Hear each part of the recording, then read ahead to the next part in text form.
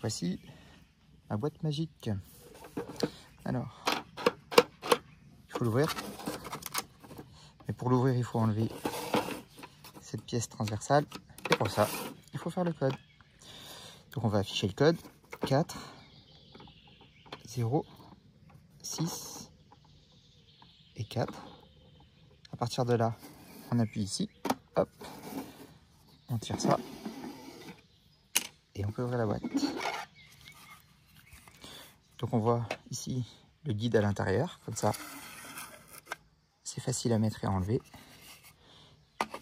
Et on peut changer le code, par exemple si on veut mettre 6406, on va regarder ici, ça c'est un 6, donc on le laisse en premier, ça c'est un 4, 0 et 4, 6404. Donc le principe est le suivant, il faut mettre 6, 4, 0, 4, et quand on met le capuchon, j'ai dit des bêtises, j'ai 4,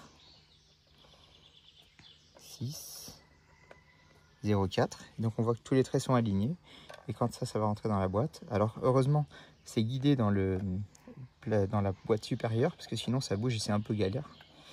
Mais ça rentre à travers tout, et quand c'est verrouillé, on peut brouiller le code. On peut pas tricher, puisqu'il y a des petites rainures, et donc si on tire et qu'on croit que ça bouge et que c'est bon, en réalité, c'est pas parce que ça bouge que c'est bon. Et donc, ça permet de ne pas pouvoir mettre en force et puis vérifier que c'est bon ou que c'est pas bon. Je vais refermer la boîte. Voilà, donc là, il faut bien retenir le code par contre, parce que il y a 10 000 combinaisons possibles. 4, 6, 0, 4. On referme la boîte. Alors j'ai mis un petit détrompeur. Il y a un sens. Voilà, comme ça permet de savoir de quel côté il faut faire le code. Au passage, quand ici par exemple c'est un 4, on peut retourner, ça restera un 4. Ça restera exactement fonctionnel. Donc moi je préfère tous les mettre dans le même sens, mais il n'y a pas de problème à les changer de sens.